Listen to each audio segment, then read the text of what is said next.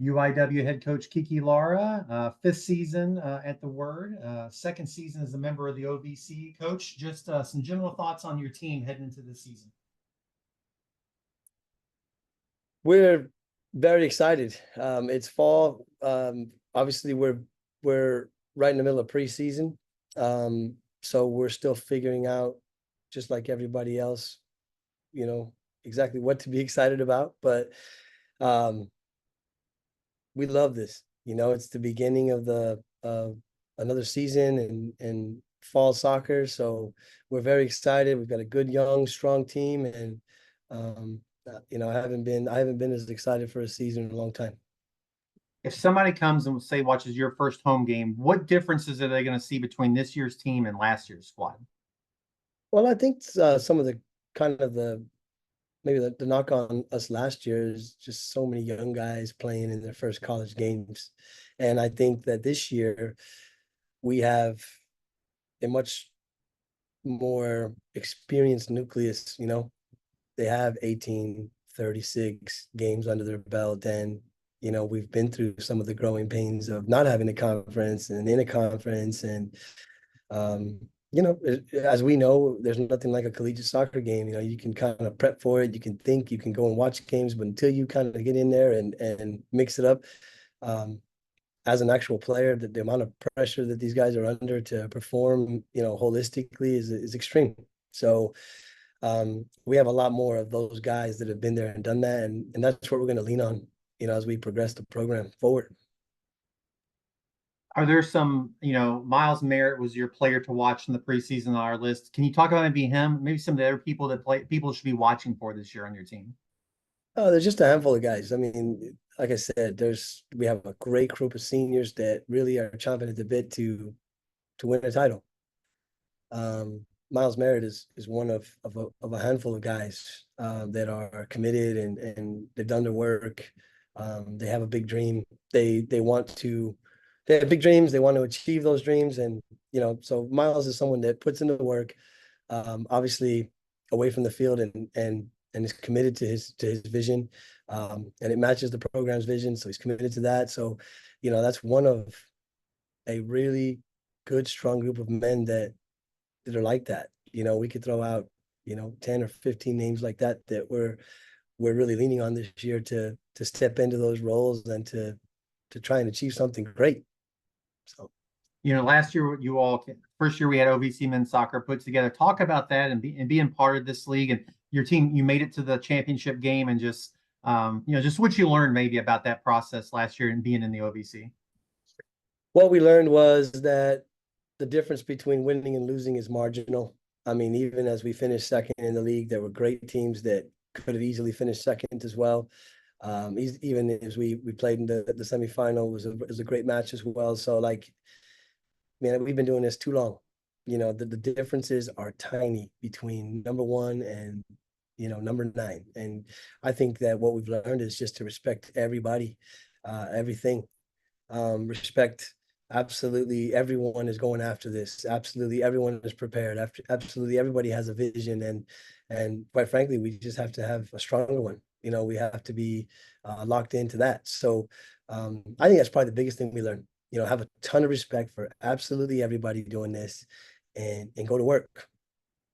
You obviously had the background in EIU, so you knew some of the teams and programs. But is there something to be said? Like last year, you had to learn what's it like to go to all these places, and then this year, maybe you all have a better idea of having played these teams once before.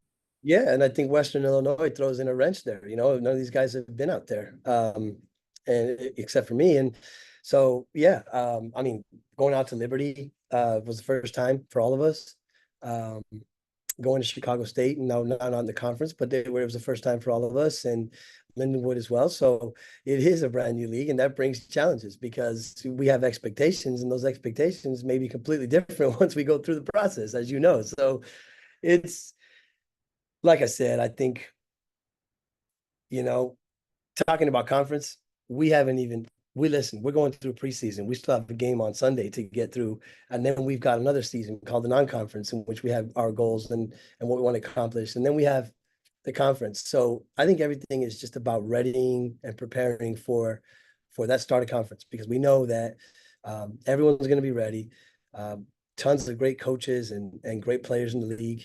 And, we just want to be a part of it. Maybe tell us a little bit about some of those non-conference games and sort of how you went about putting the schedule together so you could be prepared for conference play. Yeah. I mean, we travel to Gonzaga in Spokane. It's a long trip. Um, tough opponent, they're weathered as well. They're weathered, have a very good schedule the last few years. And so like, with that, you know, local RGV, very difficult team to play against, very talented. Going down to the valley, we've got I'm trying to think. We've kind of stretched it out. We've got another local challenge there going to Dallas to play SMU and really that's probably a week and a half from the start of conference as well. So by that point, we really want to be um, kind of versatile and prepared, healthy mentally and physically.